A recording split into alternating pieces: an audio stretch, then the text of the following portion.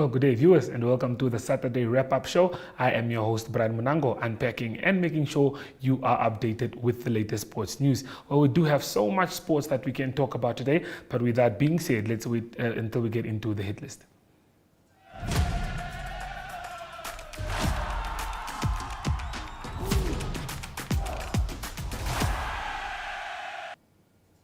Well, with the resumption of with the Women's Super League and the FNB Super League as well, Kommersdal Nampel FC and Ongos FC played to a 0-0 draw today in the FNB Women's Super League at the NFA Technical Center.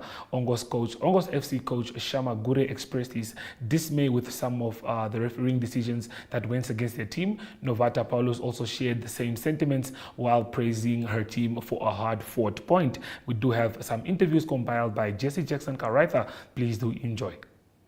Like I said from the pre-match interview, I knew today was not going to be a walk in the park. I knew the threat Nampol presents, and also an encounter of this magnitude always presents some drama.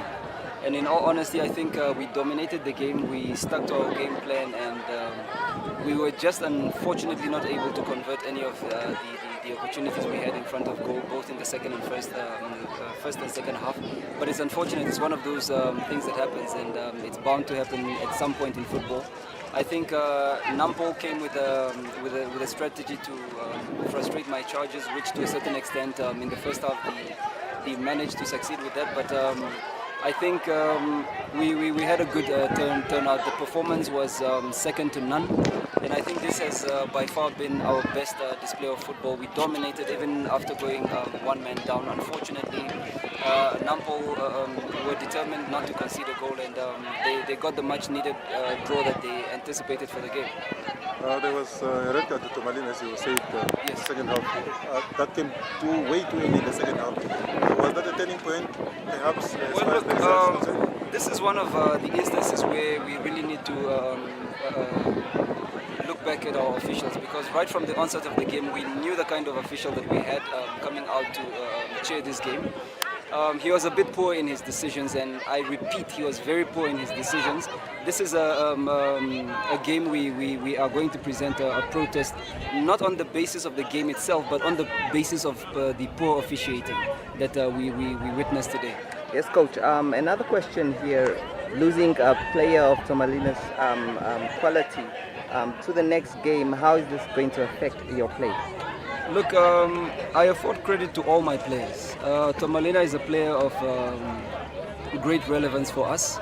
Unfortunately, we cannot discuss Tomalina now. She's not going to feature tomorrow.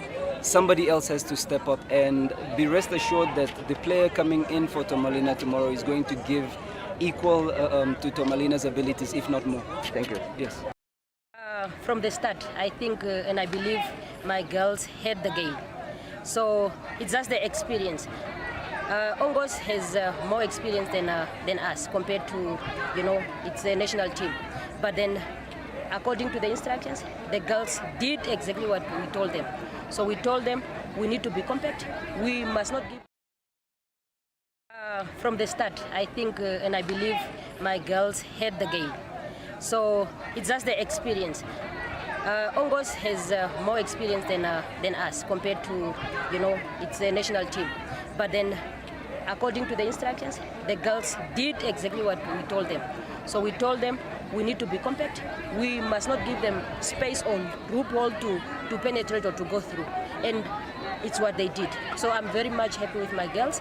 And of course, there were mistakes, and we learned from them. We will second round. Come second round, I'm sure we will win. Yes, coach. There has been tempers today on the field. I'm sure it took quite a lot to control your bench there. People are very frustrated with some of the officiating. What did you make of that? I think sometimes it's the officials. Let me say, not qualified, or maybe decision making. Sometimes it cost a team, and when a team is being caused by the officials, then players will always be frustrated, and us officials also will not be happy with the decision. But it's part of football. Thank you so much, coach. Thank you. Before you go with this.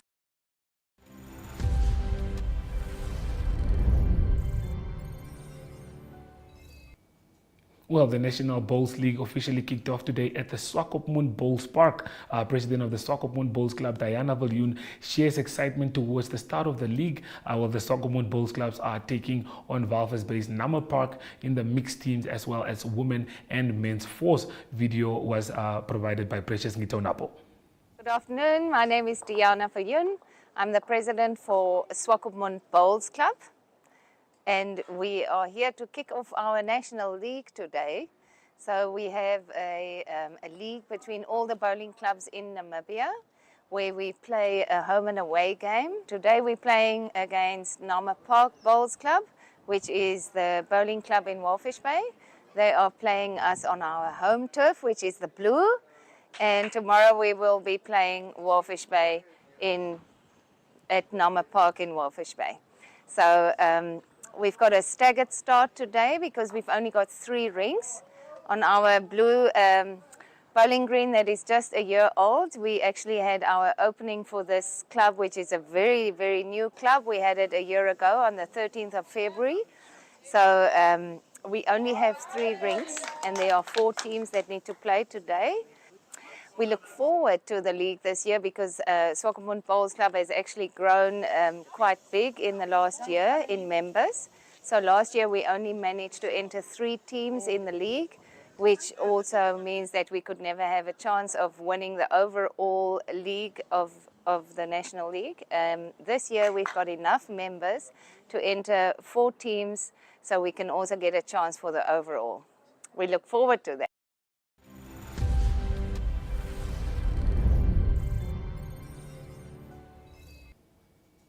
Well, sprinting prospect Elton Waseb announced himself in a big way at the 2nd Grand Prix of Athletics Namibia, running at a personal best of 46.56. Well, the QSB club athlete won the 400 meters for men, beating 2 national champion in Ivan Danny Geldenhuys as well as current Namibian record holder Mohamed Bok. Well, we do have a video that's compiled by Andrew Pullman, so please have a look. Oopsie, that was the camera photo. Just hold on, here we go. Right, with us we have Eldon Huisep. He's of the Quinton Seal Boaters Club, winning the 400 meters, a huge upset. How do you feel? I'm feeling amazing because it was a good race to run with them. Guys that are faster than me. I pushed and get what I wanted to get. Best time. Right, and as you say, no one expected you to win. Mohamed Bok and Geldenhuys were the favorites. But you won, so yeah. What were your tactics there? So I'm excited to win the first guys, because I never tried to run with them, but I did it, just excited. Okay, and what are your aims for the rest of the season? So like I wanna go for 45, 44, so now it's still early to run that time, so it was my first race to run now, so if second and third, then we'll check, maybe I will run that good times. Tell us a bit about who your coach is and how the coaching is going. Well, so every day we are training here on the stadium, Monday to Friday except Wednesday and Saturday, Sunday. So sometimes we are doing 200 and 100 and 400 also. Okay, well done. What was your time now?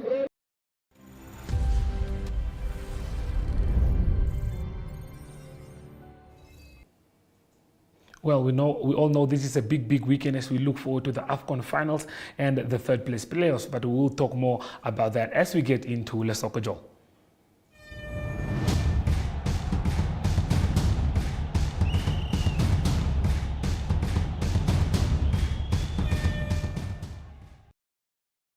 We've always had the bravery to stand up for what is Namibian, from protecting our homes to fighting injustices. We still celebrate what it means to us and raise a glass to those who show their bravery. No matter how they take on the world, with all this potential in the land of the brave, what will you do to make this Namibia your Namibia? Well, we caught up with Ricardo Manetti, Limba, and I in studio just to talk about the finals of Ivory Coast and Nigeria, and also just to chat about the third place playoff between South Africa and DR Congo. So with that being said, you guys should enjoy the interview. We just try and break down and predict who's going to go away with the trophy. Okay, so the moment we've all been waiting for now. This is where we talk about everything that has to do with the third place playoffs and the most important game, which is on Sunday, 10 o'clock. We all know now. Ivory Coast, host nation, taking on Nigeria. But before we do talk about any of that, Ricardo Manetti, what did you make of AFCON 23 this year? How did you feel about the tournament compared to all the others we've had so far? Just tell us about that. Yeah, just overall, I think the presentation from an infrastructure perspective, on the pitch, I think this is the AFCON with the most goals. I think they've scored now up to now, I think over 110 goals, more than 2021 and 2019. So it tells you that the AFCON teams are playing open football, they're playing attacking football. Yes, if you're a defensive guy, you'll get worried about the defense, but come on, we don't care. The good marketing for African football across the globe. And also very good to see that strikers are getting on the score sheets. It's exciting and very impressive. Okay, Limba, you? Yeah, I mean, Brian, since the change of the structure of the tournament, I think you saw like how the smaller teams performed, kicking out the big guns like Senegal and so forth. I mean, the Brave Warriors of Namibia won their first match as well. So, I mean, it was a really impressive tournament, I must say. Okay, with Limba talking about mentioning what Namibia did at the tournament, you were there. We never got a chance to speak to you after the whole tournament. So speaking of Namibia, we saw you were cheering the boys on from that side. What did you make of Namibia's performance at the tournament? Very good. You know, it's not easy playing against Tunisia. Tunisia has been to 6 World Cups. They are no pushover at all. Very strategic, tactical, well-drilled, well-balanced team. And for us to beat them, that's massive. Big ups to Colin, Ronnie, the boys. They made history in terms of Namibia. For other countries, it's something small. For us, it's massive. They made history. So once again, I salute them. That was awesome. As for the Bafana game, I think there I have to criticize them a little bit. We were emotional. And rightfully so, because you're playing the neighbors. You would want to get one over the neighbor. And I think South Africa's tactic that day was spot on. They sat back. They were more economical than us. We wanted to take the game to them. And they knew that and sat back a little bit. And then they would just hit us at the right time, you know, where we would open or where they would see an opening. And it didn't go according to plan. We regrouped and got that all-important draw against Mali that everyone also tipped to be, especially with the quality that they have, to be in the last 4 at least, or even to make it all the way to the final. That's how strong that Mali team was. And for us to have pulled that draw was big. Was big. Okay, before we do continue, Limba, it's a Friday. We are all very restive. So they got us some cheese bread and pizza bread, and we have it with a lacquer peach sauce. So we'd like to say thank you for that. Yeah, let's peach dip, no sauce. Thank you, Ricardo. You are actually attentively listening. Yeah, you guys know it's Friday, so very nice. This dip is next level. The sweet. You can taste the sweetness of the peach in the dip, so I can say it's very sweet. I really love Okay, so let's talk third place playoffs before we do get into the final. I mean, we have South Africa who are taking on, I would say, probably one of the dark horses in the tournament, DRC. What do we make of that match? You know, if you're talking about dark horses, if you look at DRC, the amount of players they produce over the years, they have really underperformed. And it's good to see that they're getting into the last 4. That's massive from a DRC perspective. And in my opinion, they should actually be doing much better than previous years. But I've always been rooting for the underdog. Underdog, I wanted DRC to go through, and I wanted Bafana to go through. If you look at the 4 teams there, unfortunately, it's not happening. But it's good to see, especially from a COSAFA perspective, to see that we have representation there with Bafana taking on DRC. That has a lot of talent going forward. That team has options galore when they go forward. Bafana, well structured. Defensively, I'm very impressed with them and how they use the moments at the right time to counter teams and get the all-important goals for Bafana. Yeah. Very unfortunate that they couldn't make it through. Yeah, I mean, you know that I begged Bafana. My money For was the on whole Bafana. tournament, yeah. I saw them in the final. It's just unfortunate, you know, that they had to lose to, you know, on penalties even, having a very brilliant goalkeeper. So I I thought that they would actually go through to the finals. Yeah. But I don't know, maybe goalkeeper overconfidence. I don't really know. But like Colin just said, Ricardo just said now, I miss Colin. Ricardo just said now, I mean, Bafana has a very tactical team. You know, they are really relaxed, but when they attack, they really have the guys with the pace. Well, I don't know. If I must make a prediction in terms of who's going to walk away as winner for that match, I would really put my money on Bafana because I want a Southern African neighbor to really take that. To grab something. Yeah. Okay, me too. Yeah.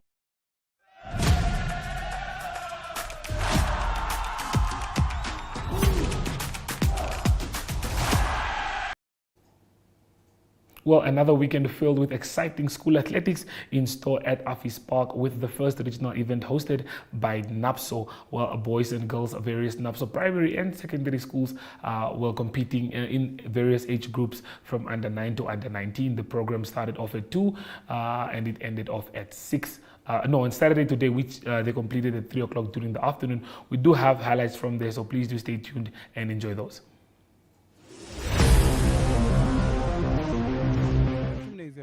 Let's see if Ronaldo Fries will come out first. Oh no! The school has a plan and made sure to stick to that plan. Niehaus from Windhoek Afrikaans Private School. Yes. Well done, Max.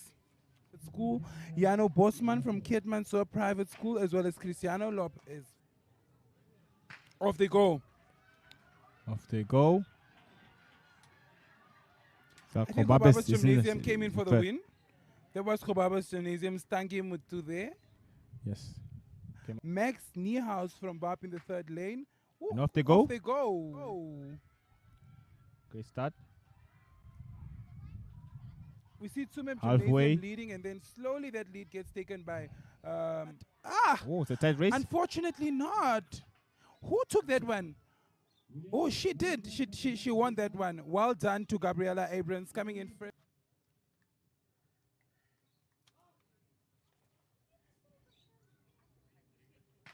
Off they go! She won her race for 80 meters. 80 meters, and I think she's, you know, the race beautifully done, followed by Tian Liebenberg of Shortapovi. That is shorter.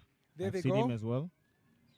You know, From VAB, currently leading the race all the way up until the end, followed by Wessel Hartman, from William Fillinger from Windhoek Afrikaans Private. Second lane.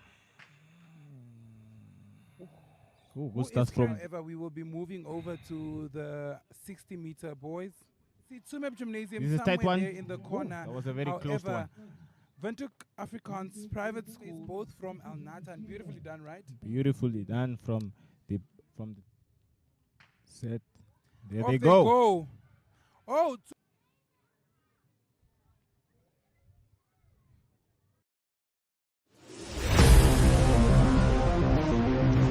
fifth lane, Cristiano Lopez from Tsumeb Gymnasium, and in the sixth lane, and off they they are go. off. And oh, look at Tsumeb. Oh, Tsumeb Gymnasium.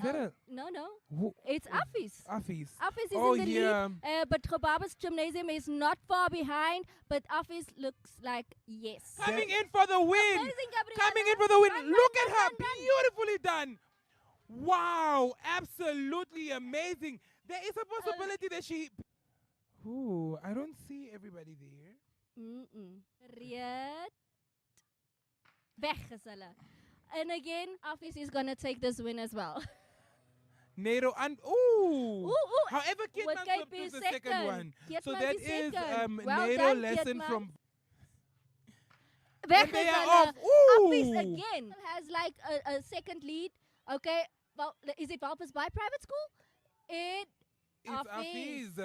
See, I Windhoek told you, Afrikaans Hansel. Private School. That is Liz de Jager. Well done, Liz de Jager. Crossing the finish line. Hopefully, wanting to beat that record. 2005 by Van Wyk of Val. En weg is And they hulle. are off. Of an Affiespark. Wel Nathan. And he crosses the finish line first. That is man, Stian Louis Op julle and Leon merke. van Zyl. So that is Miane McKenzie from the Windhoek Afrikaans Private School. They took the first place. Absolutely beautiful to see. Like, Such an amazing race. Affies is just doing It's cool. Yes, and the And gun they ready, are and there they off. Ooh. Ooh, is it again? All right. And Off they they are go. Affies. Okay, but okay, and there we go. And There they go. There they go.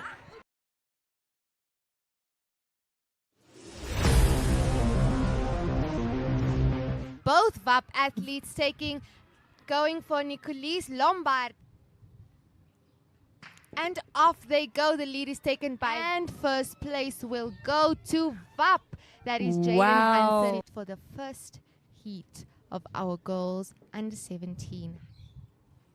Off they go. This is between Educate and VAP. And off they go. And the winner for this race is Adrian Ludik from Al Not.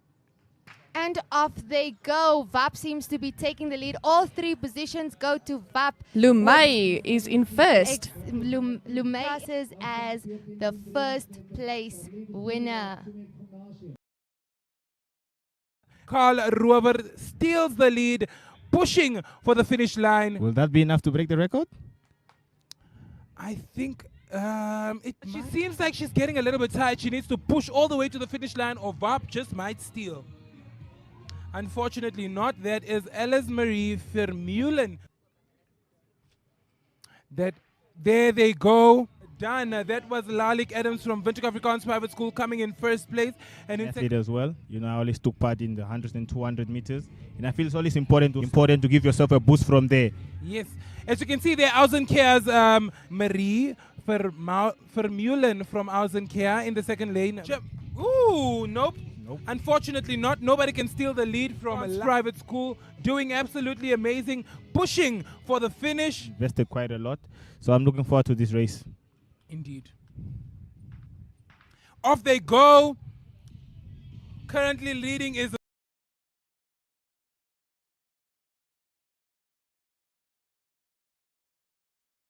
Listen, there goes Etienne Lombard coming in for the win. Nothing can stop the boy because he is who he thinks he is. Good. Seems like Hancho was right indeed. I'm telling you, Etienne Lombard coming in for the win. Congratulations. And off they go. And he even got injured yesterday. Just take a look. I win. Oh, Who is this from Bab? Carter Lobsar. There they go. Nope. Bab has a little bit more endurance. I think. Will Bab come out strong? I think they will.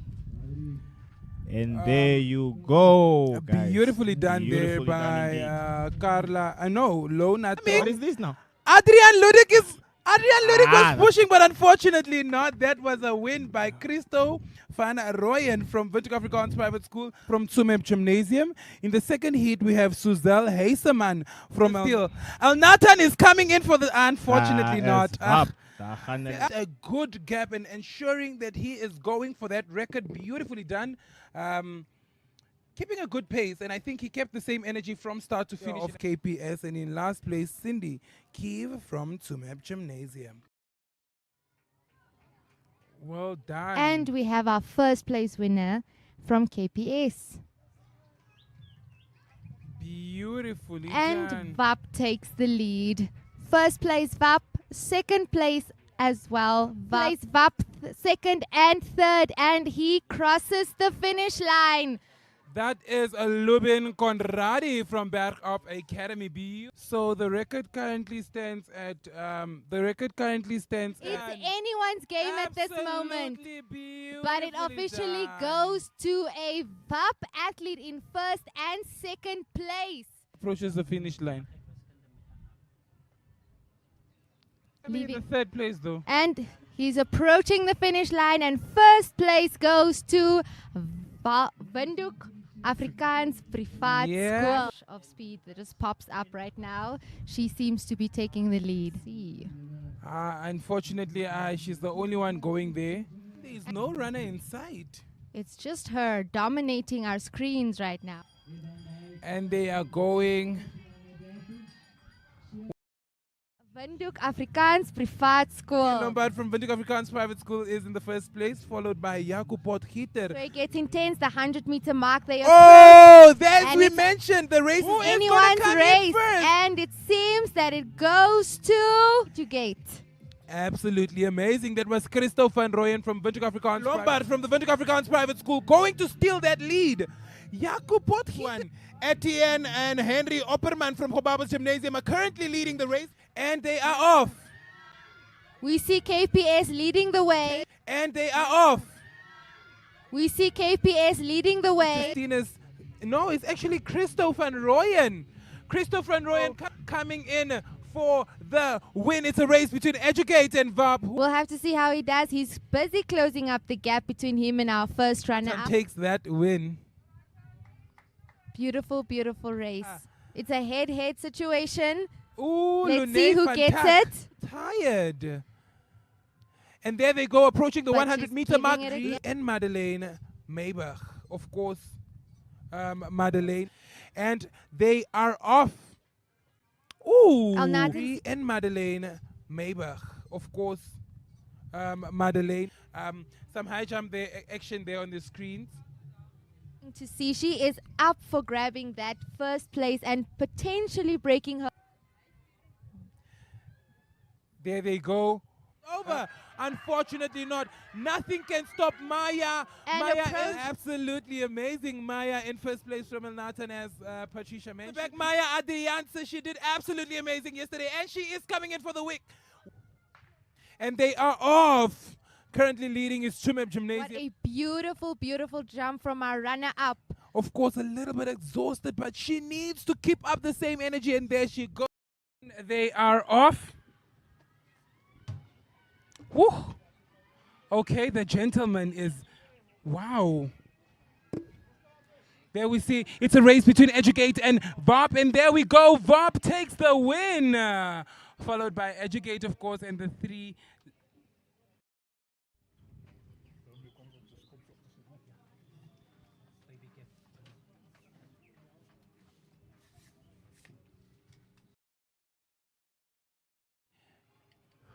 Ooh, Tsumeb Gymnasium El Nathan is there leading the race. Who is going to take the victory? Ooh! And she gets back up really quick to get in first. And we see that there El Nathan is leading the race. El Nathan, ooh, she needs to be careful. Ooh! And we have... El Nathan taking the win. What an intense race that was. Very, very intense.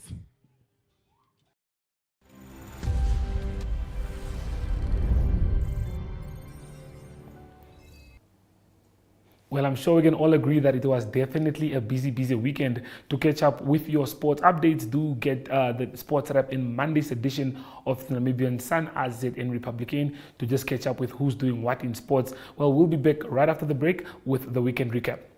Oh, that's wonderful. And that is what champions do. It feels good to football with GoTV. Works the space well and scores. Nobody but GoTV gives you all the games of La Liga and the DStv Premiership. The Premier League and UEFA games that matter, and the world's favorite cup competitions. Get your Go Coder with 1 month of Super for only $799 to enjoy the football Vuma. GoTV. Love it.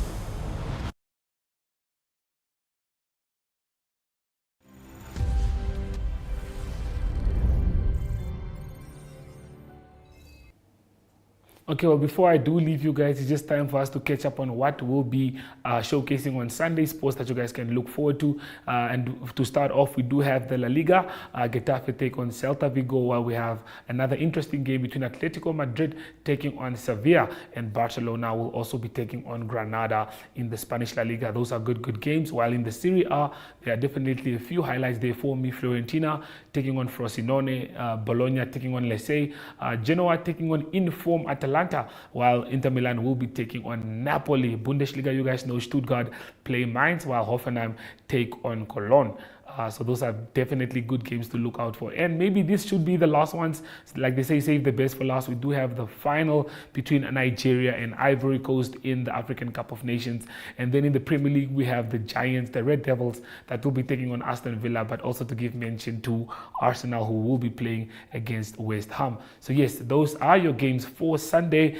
Definitely make sure to catch us again in Monday's Sports Wrap at the same time, 3:30 live, and also 6 o'clock on DSTV channel 285. As for me, Brian Monango, it is goodbye.